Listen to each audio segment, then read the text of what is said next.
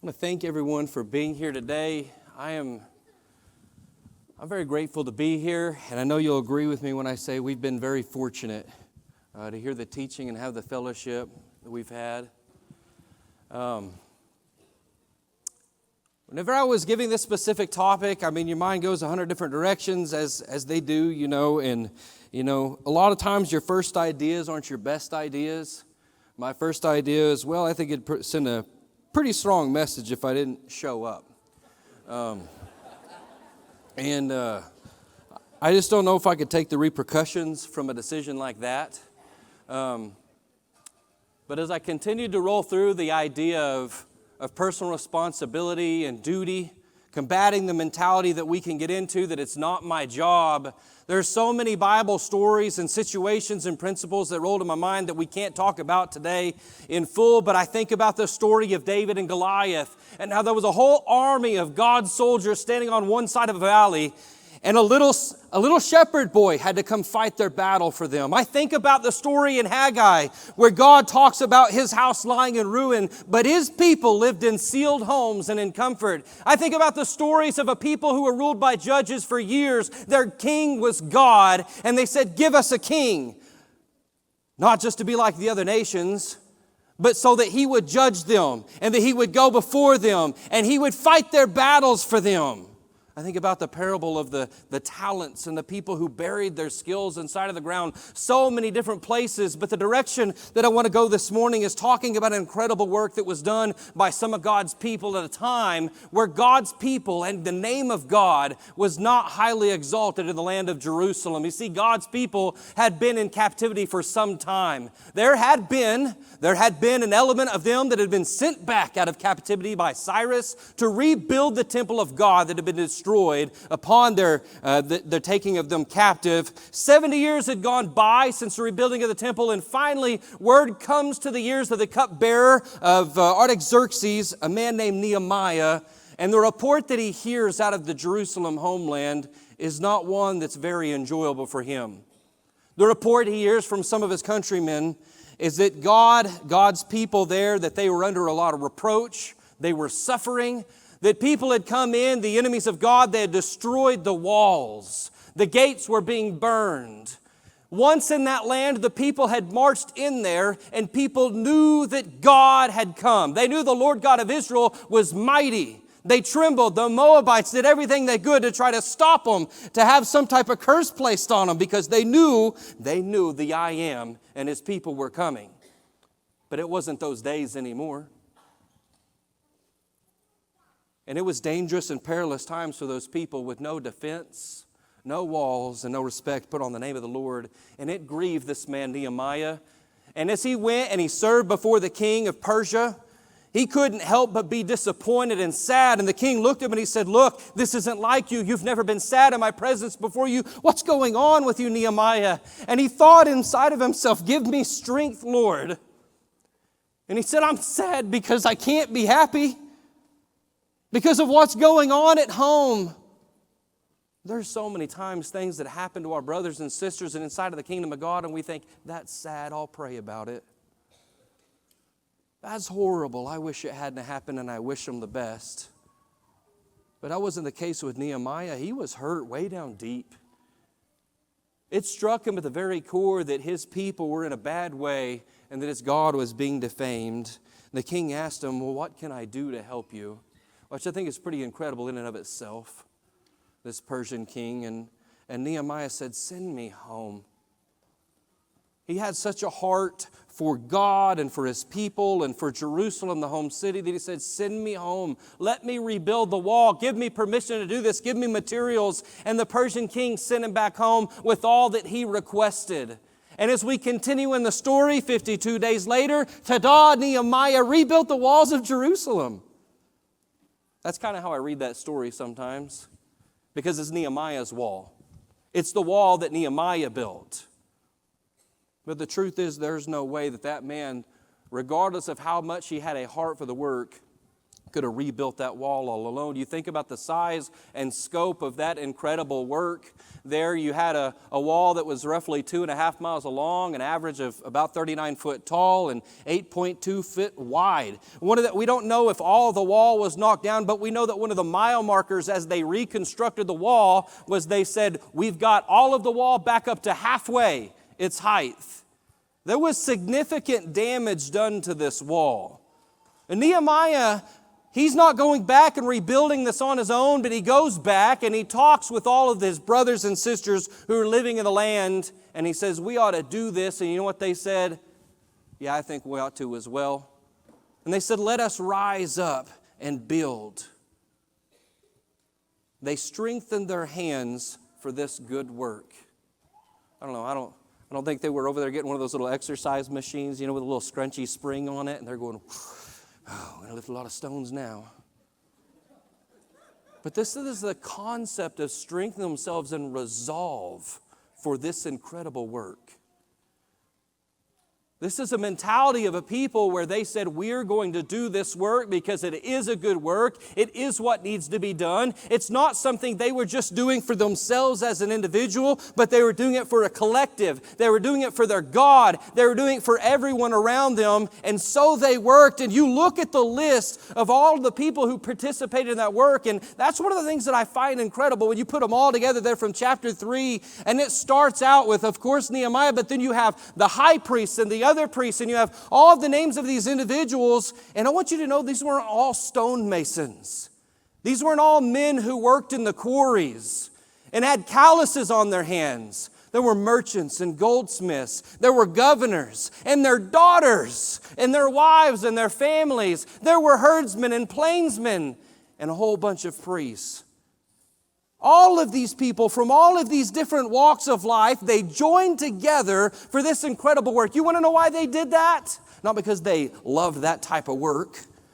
Not because this is going to be super fun. We're not going to sleep for 52 days. We're not going to take showers. We won't really have time to wash our clothes. We're going to do this in fear. This is going to be great. They did this because they had a heart for this.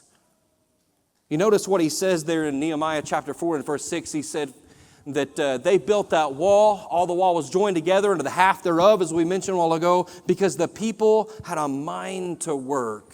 You ever met someone with a mind to work before? You're not talking about just somebody who can work really hard. You're talking about somebody who has a heart for work. I was late to dig up a sewer line one time. We were going to do for someone, me and another buddy. I'm praising him here, but we had to dig. I don't remember how many feet. I know there was a lot of rocks in the way, and I said, wait for me, I'll get there and I'll help you. And I got there and the dude had it about dug. I was late. And I just thought about my friend, my goodness, this dude can work. This isn't just about their ability to physically labor. This is about the heart that they had. This is about the mind that they had, the will that they had to take care of this job, taking it on as their own, taking ownership of it. There's conviction in this work. And so they built that wall together. They built that wall together, and it wasn't as simple as going out and doing a day project for you and I, where the only interruptions might be phone calls, and that might be habits. I do find that people tend to call as soon as I, start sweating. And sometimes, I don't know whether to be frustrated or relieved that I'm getting a break, but these people went up there and they worked against odds. But whenever you have a mind for a work and a heart for the work, nothing's going to stop you. And these people were, they had grit. They had grit, and I think some days we lack grit. We'll look a squirrel, and all of a sudden we're done with the work. You think about the things that we dealt with: mockery, intimidation, conspiracy, fear. You had people who were trying to end the life of Nehemiah. People who came in and said, a fox is going to jump on this wall and knock it down. You have others who are saying, we're going to come in and attack you. And there was reports coming in all the time. And you know what they did? They said, we're going to build this wall. You're not going to slow us down. So what will we do? We're not going to stop. We'll have a hammer in one hand and we'll put a sword in the other.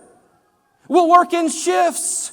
We'll use trumpets to communicate back and forth. And again, they reminded one another, the Lord will fight for us. They weren't going to let obstacles stop them from this task. And they built it together in 52 days. They got hungry and they got tired and they were oppressed even by some of their own people. And they go, look, we can see the bones on our children from the labor that they're putting in. And Nehemiah said, we're not going to stop working, but we're going to fix this problem. We're going to get this obstacle out of the way because we're going to do this work. Nothing stopped them. And they built it. The wall was finished in 52 days. And you know what happened?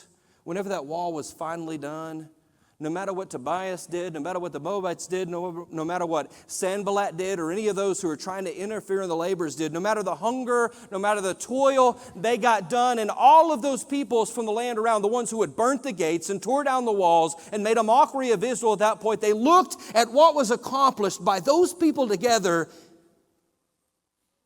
and they were diminished in their own sight. They didn't think as highly of themselves anymore. You know why? They knew that the Lord was behind that work. They knew there was no stopping those people who were knit together in that way anymore. God was glorified because these people put selfish ambition to the side. These people honored God above all things. These people set their mind on doing what was right and lifting up the one who was right and serving one another. They were protected and God was honored. And I think what an incredible thing to be on a list with all of those people who did such a wonderful work that brought so much glory to God and so much comfort to all of their brothers and sisters. And I look at all those people, those priests and those goldsmiths, and I look even the Tekoites. We're going to look at them again. They didn't just do one work in there. They're there on the list on the left side of your screen. I put a number 2 by them. I didn't describe that a while ago, and that means that they did a work, and then later on they're listed as participating in another work. They weren't like our kids sometimes who went in there and they did the one thing you told them to do, like take out the trash, and then didn't put a trash bag back in there. They were people who said, I can do that. You know what? I can do that too. They didn't show up to church and say, and someone asked them to do a song, and then someone asked them to do a prayer, and they went, oh, I'm already doing something. I think what an incredible thing to see all these people who participated in the work, and they did incredible things. And the only people written on this list were some of the kinsmen of the Tekoites. He says as he lifts them up the first time, they're nobles put not their necks to the work of their Lord.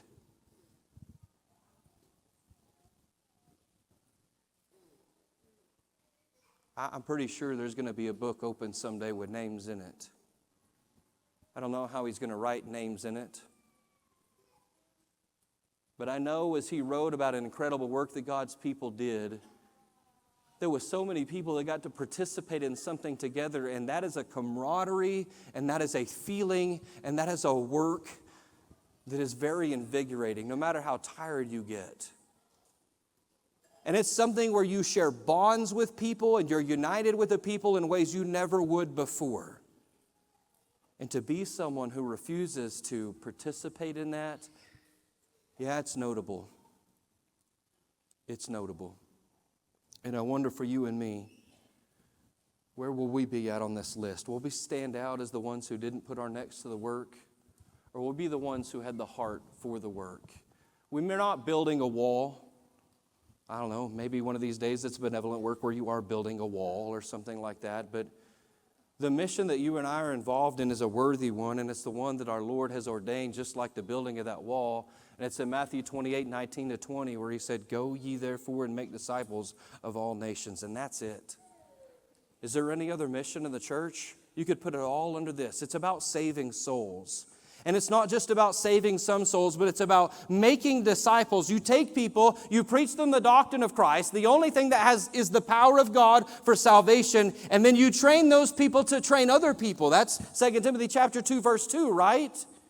And there's all these causes and there's all these works that we can get sidetracked in life. But this is the only real mission that matters. This is the only wall for you and me.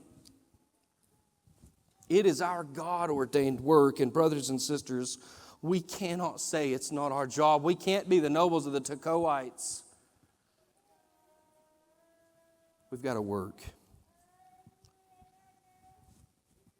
What work do you do? And what work you do is going to have an impact on everybody else laboring on the wall around you.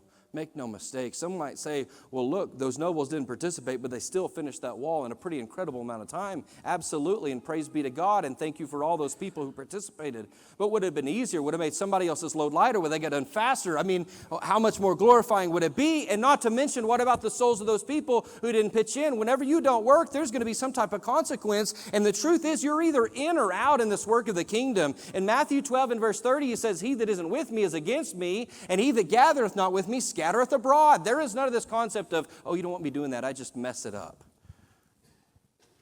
You have a role to play in this work. You ever rooted for a team? I don't know. I get in trouble, I didn't go to Oklahoma State and I started rooting for them in football and things like that. And then I would talk about them like, yeah, we won the game and, we could have been number one and we were awesome. And did you see the plays we made? And a lot of times in our fanship of sports, we talk that way. We wear jerseys and we yell from the stands and we say, we, I. It was wonderful, incredible. And the truth is, we never even touched the field. And it can't be that way in the kingdom. We're either in or we're out.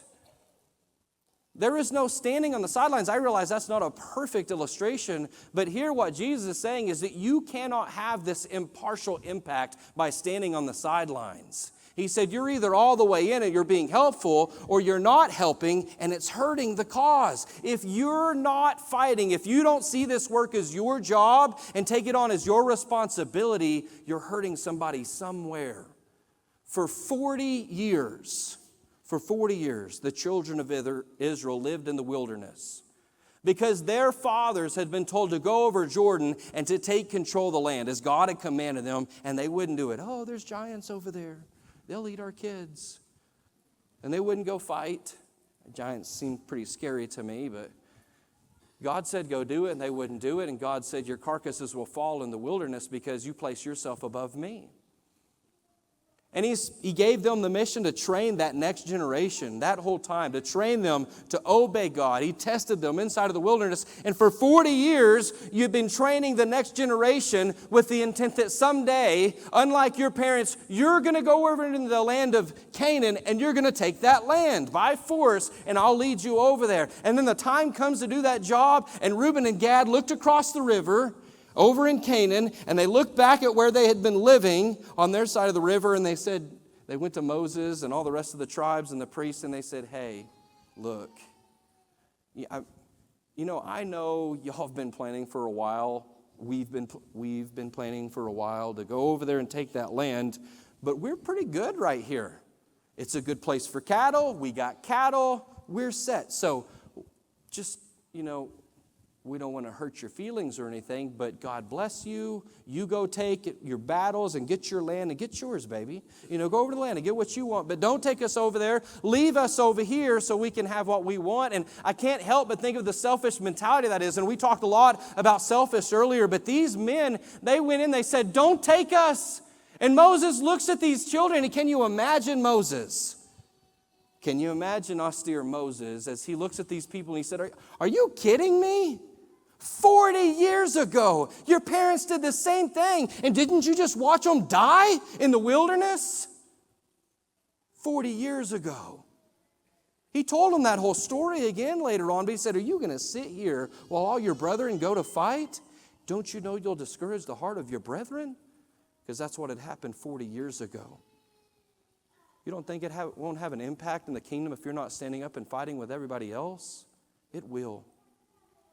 It's difficult and it is frustrating whenever people don't show up to do their responsibilities, whenever people have time and obligation and people are counting on you to fill your roles in the ranks and to do something. I don't care if it's to preach a lesson or lead a song or make a meal or whatever it is, when they're counting on you and you said, I will do it, I will go, and then time gets there and you get a phone call and someone says, hey, look, there's, like we talked about earlier, there's nuance to that, but whenever somebody has an opportunity to help and do, it's discouraging whenever they bail out. It's discouraging whenever you have to go fight alone. And you think about some of those prophets way back when who felt all alone. Think about how low they got. Think about Elijah. Elijah went down and he sat under a tree and he said, kill me, God. I'm all alone and I can't do any good. I can't do anyone any good. Loneliness in this work is destructive. That's how we discourage people whenever we won't make this work our job. Even the Apostle Paul looked up one time and he said, Demas left me for the love of this present world, and a couple other people haven't left me for that, but they're going and working in other areas, and I'm only with Luke, so I need some more people with me. You hear it in his voice. Come quickly, Timothy. Work with me. Don't discourage one another by being the person who doesn't show up to fulfill your obligations and responsibilities inside of the kingdom. Sometimes, though, I don't think it's just because we don't want to let anyone down. That's not what we're not going, well, this will be a good joke. We'll leave them high and dry. No one's thinking that way. But a lot of times I think we get very complacent and we look at all the work that is being done by others and we just assume they're going to keep doing that work and they don't need somebody else to do it. We look around and you look at the house of Stephanus in your congregation, those people who are addicted to the ministry, and I know you value them and I know you value the work that they do, but don't just take it for granted. They're the ones who are going to do the work. Ephesians 4:11-12 says he gave some apostles, prophets, evangelists, pastors, and teachers, and we read that for the work of the ministry. That's how we look at this a lot of times. Well, they'll do that. Somebody needs to do this. Well, the elders will do it. How do you know that? Well, they've always done it. They'll continue. It gets done. I assume they do it. Somebody needs to help those people. Well, the evangelists will do it. How do you know that? Well, they've always done it, and they'll take care of it. They're not going to let things fall through the cracks. How about the teachers? What about the deacons? And we look at these other people doing these works, and we can just take for granted they'll do it.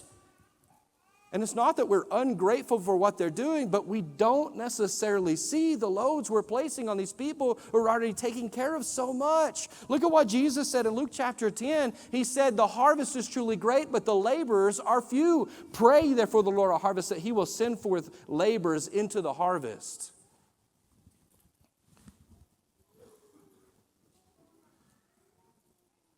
People who have a heart for the work are going to do their best not to let anything fall through the cracks. People who love the kingdom and want to build the wall, they're going to break their backs trying to carry the biggest load that they can because they love Jesus and they love the work. And I'm thankful for those people.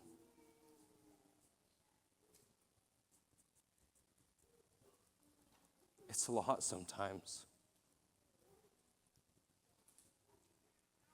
I watch some of the loads that some evangelists carry, and as a younger evangelist, I'm younger. I watch what they do, and I go, I don't know how they're carrying that. I watch some of the loads that some of your elders in your congregations are carrying, and I go, how do they keep moving forward? And I watch how some people only come and they take and they take and they take, or they're upset about what didn't happen the way they thought it ought to happen. I sit back and I go, don't you know how much they're carrying? Can't you help them a little bit? And I watch people staggering under the weights. I'm not standing up here complaining. What I'm telling you is there's a lot of work to do. And there's just not enough people laboring. And you know what the work needs? You. It needs you laboring.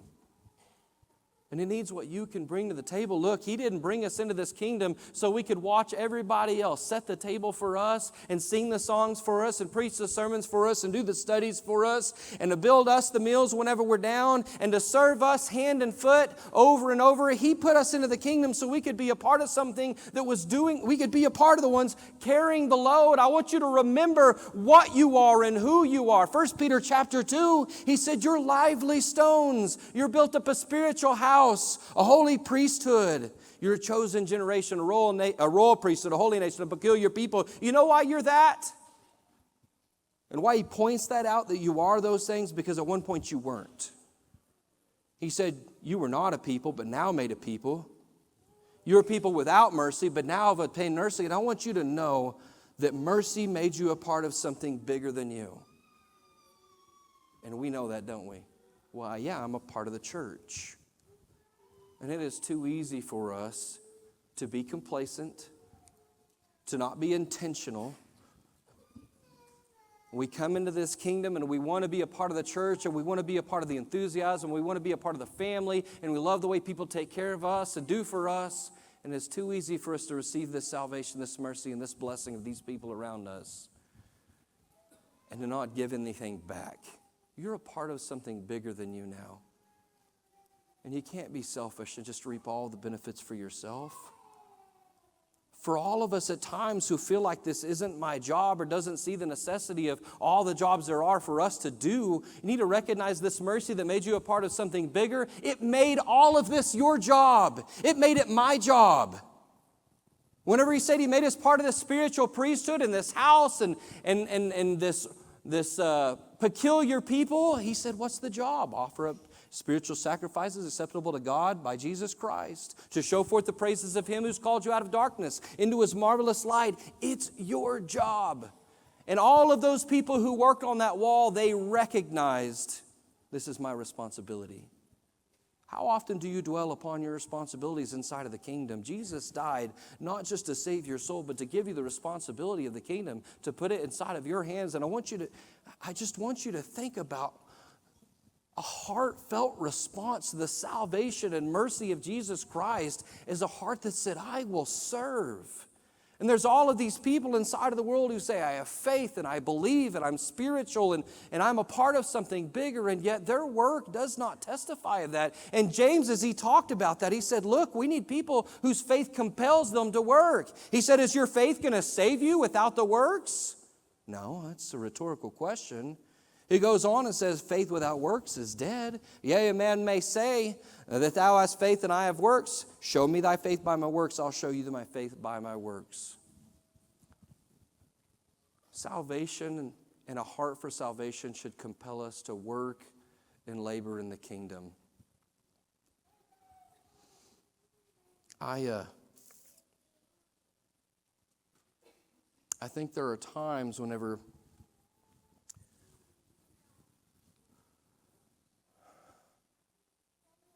where I don't know if I have the conviction I need to. I'm struggling to sanctify God in my heart the way I ought to. I'm struggling to recognize how much has been sacrificed on my behalf and to just sit there and let everyone else serve while I sit. Can we really do that? We need a people whose faith compels them to work. We need a people who is willing to take it on them to say, I will give. Why? Because God has given all for them. He's done the greatest work. He's made the greatest sacrifices in offering His Son on the cross for us to redeem us. We need to look and understand that we're a part of something great that's offered salvation, and we're a part of something that's about other people. You look at Jesus in Matthew 20, verse 25 there. He talks about all the princes of the Gentiles exercising dominion over those around me. He said, you're not going to be like this. It's not going to be so among you. But whosoever shall be great among you, let him be your minister. Whoever will be chief, let him be a servant. Even as the Son of Man came not to be ministered unto, but to minister and to give His life a ransom for many people. This is about servitude. Whenever those people injected themselves into the work on the wall, it's because they looked at all the suffering of the people around them and they said, I will serve. Whenever the people who were taxing their people into suffering and they relieved those obligations so they could be healthy and work, it was because they had care. They were rebuked and they recognized what other people needed.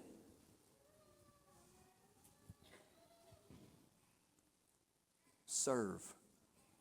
Without a heart of a servant, we're never going to see the needs. And I think that's what it boils down to. You ever been around some of those people? They seem to know exactly what you need. And you may have not asked for anything, but they're the one who show up and they're right there and they take care of something, and you're going, and you're worried that maybe you came off in a way like it was like you were looking for something. You know what I mean? Oh, no, I didn't intend for you to. And they go, I know. But those people, their heart is so deep for their brothers and sisters around them. They're watching for opportunities. Sometimes I make excuse of myself and I say, well, I just didn't see it, or I wasn't thinking, or things like that. And I think the heart of a servant is one who is looking at other people and trying to elevate them to a place where they're looking for a way to serve them. They're looking for a way. They're not saying, is it my job, or is there a job for me, or it's not my job. They're definitely not saying that. They're looking for a job to do. What can I do? How can I help? How can I serve? And we need people with a heart to serve in the kingdom. And I'm grateful for all of those who do have a heart to serve in the kingdom. We need all of these people who are laboring. We talked about earlier, I was not saying, as we talked about this, that we don't have apostles and prophets, but we need the evangelists laboring. We need the evangelists to watch in all things, to endure afflictions, to do the work of an evangelist, to make full proof of their ministry. We know all of us evangelists need to be doing our job and not forsaking that work. We need all of the elders inside of the kingdom to take heed to themselves and to the flock over which God has made you overseers, and to visit your flock and to know your flock and to feed your flock. We need that. We need all of the teachers not to show up having flipped through the scriptures the morning of their sermons, but have been people who've sought to excel, and not just in the pulpits, but the ones outside of the pulpits, people who are trained to serve. We need all of these people doing their jobs. Every single one of them. And you know what their job is? It's not just the work of the ministry, though it includes that. It's the equipping of the saints for the work of the ministry. That's the job that we ought to be doing. Making sure that the rest of the kingdom knows how to labor, knows how to work. You want to kill a church?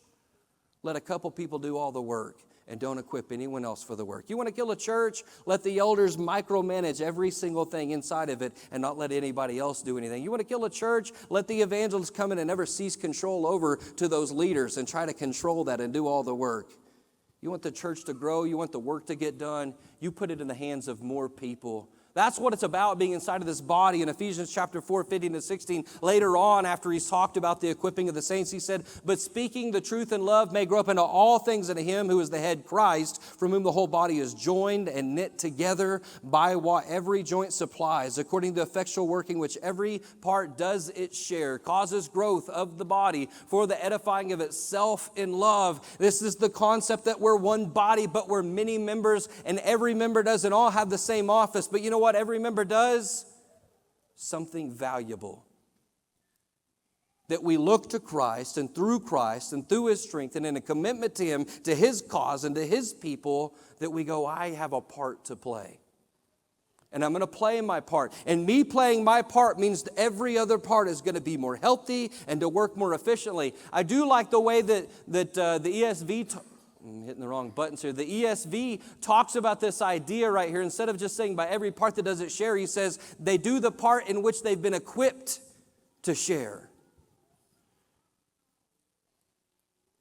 And I want you to think about your work and your labors. And that's what I mean by what do you do practically for the kingdom?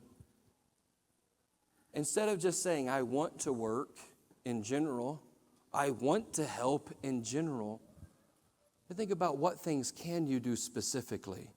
Maybe think about some of those things that you can't do right now, but maybe you could be equipped to do.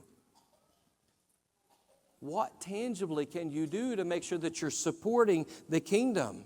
It's not all about everyone who stands up in the pulpits and teaches. It's about husbands and wives who are constantly maintaining their marriages, because we live in a world of broken homes. People who are willing to shine the light of Christ, that's a part of this work. Husbands who are able to be a reflection of God, not iron leaders inside of their home that always get their way while their wife cowers in the corner and cooks in the kitchen. Wives who stand up and they honor their husbands, not ashamed to be like Sister Sarah, who looked at her husband and called him Lord. We need parents who are equipping their children not to be pacified during church and entertained, but who are equipped to worship the Lord their God with all the rest of the saints. We need people who are equipped to go out and do Bible studies, people who can put the cups in the trays, who can mow the lawns, who can do whatever. That's what we need. We need all of these parts working together, being equipped to share this work and to cause growth of the body and to make it be healthy. It's your job, because as Jesus died to make you a part of this body, it's your job because Jesus showed you mercy so you could show the same service to other people. It's your job because you have an opportunity to share in this. And we need all of you engaged in this. We need people to put the kingdom first. It's a pretty common verse. And I think it's pretty easiest for us to say, of course, we need to seek the kingdom first, unless my family's in town. Of course, we need to seek the kingdom first, unless it's time to play ball with my kids. Of course, it's time to seek the kingdom first and to serve and to build on this law unless I'm a little bit afraid and gets me outside of my personal bubble of comfort.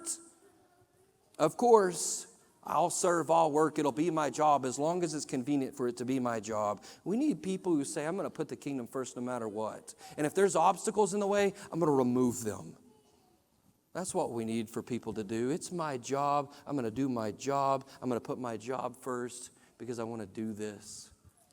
2 Timothy chapter 2, as he talked to that evangelist, he said, as he talked about this main mission of making disciples in the kingdom, he said, the things that you have heard of me among many witnesses, the same commit thou to faithful men, that they will teach them to others also. Therefore, endure hardness as a good soldier of Jesus Christ. No man that wars entangles himself in the affairs of life, that he may please him who had chosen him to be a soldier. You think that those people building the wall didn't know that they were at war? I'm one of those people when I'm working, walking, doing anything, I don't like stuff in my pockets. I don't want unnecessary things on me or in my hand. You get rid of everything in your hand that can just keep you from doing what you're doing, right? And those people, what they said is, I want to do this work so bad, it may hinder me a little bit, but I want to do this work so bad that nothing's going to stand in my way. So if it means I got to be ready with the sword at any moment, I'm going to hold the sword in my hand so I can focus on the work. I'm hungry. I'm going to make sure that I can work. I mean, they didn't work. I think I said this before. Maybe it's because it kind of grosses me out a little bit and I'm a little cushy, but they didn't wash their clothes, some of them. Some of them said they didn't take them off. They just walked down in the water with it, and then slept in them. Those people building that wall, they weren't going to let anything get in the way, and they knew they were at war. They knew they had a job to do, and they just did it. And they eliminated everything that was going to get in the way. And you and I, we put more and more things in the way. One of the things just naturally that happens in life, if you continue to progress in the natural way, you grow up, you graduate high school and all those things, and you have a relationship, you know what happens? You never have less responsibility. Always more. Because you go from having to take care of one person, just me and myself, to taking care of maybe your spouse, and then taking care of your kids. And when we're talking about the kingdom of God, because that's what we are talking about, you will never have less responsibility than you have today. You'll always have more. So why is it that we keep cramming more and more and more and more things into our lives that can pull us away from the real responsibilities of the kingdom? Are we really at war in our mind? Do we really believe there's a wall to build? Do we really believe there's a fight to be had? Do we really believe that we're soldiers? Do we really believe we're a part of something bigger than us? Do we really believe that other people are depending on us? Do we really believe that our God deserves our best? And so what we need to do is start eliminating, and we need to get our eyes on that cross. We need to, and I don't have a lot of other things. You come tomorrow. I know there's going to be some things tomorrow that will continue to address this concept. But what we need to do is to place our eyes on Jesus. To place our eyes on the mission of the gospel. And then we need a tunnel vision. We need a tunnel vision inside of our homes. Because the souls of our kids are worth putting our shoulders to this work. We need a tunnel vision inside of our congregations because our brothers and sisters are worth putting our shoulders to this work. We need a tunnel vision inside of our communities because our neighbors and our friends and our coworkers, their souls are worth you and I laying everything else aside and working ourselves to the bone for these 52 days to make sure that souls are saved. This work is worth it. And I challenge you today. I challenge you today to look at the cross and to look at all that has come to you because of the cross. And start eliminating things that don't push the boundaries of the kingdom. They don't help the work. They don't lift a burden off of somebody else who's bearing burdens. I encourage you to say, this is my work, and I'm going to do everything that I can. John chapter 9, Jesus was laboring, and one of the things that he said here is, I must do the works of him that sent me while it is day, because the night cometh when no man can work. As long as I'm in the world, I am the light of the work and light of the world. We're not Jesus, and we get worn out. And I say, be not weary in well-doing, for in due season we'll reap if we faint not. But you and I need to understand that we only have a little bit of time to work, and it's less than your lifetime sometimes. I looked at that. I looked at it with my kids that way, and I mean, my kids aren't all the way grown yet, but I looked at it. I got 18 years with them. There's some things you don't have 18 years for. There's some things in the kingdom, well, we have all this opportunity right now. It's not going to be there forever. I have my whole life ahead of me. Who knows what's going to happen to our health in times of want and need where we won't have plenty to give. And you and I need to take on this work right now, understanding, like Jesus, that while we're here, it's time to work. And it's time to do His will. It's time to make sure that He is sitting on the throne inside of our heart. It's time to make sure that we are not selfishly following our own ambitions. It's time to make sure that we care enough to do something. It's time for us to get up and fight. It's time to work. And it is your fight and my fight. And brothers and sisters, I am so happy that I get to fight it with you. I'm so grateful that this job is something we share together in Christ. And if there's something you need as you do your job before our great God, find someone in here to work on the wall with you. They'll do it because it's a good work. God bless you. May be with you in all of your jobs inside of the kingdom.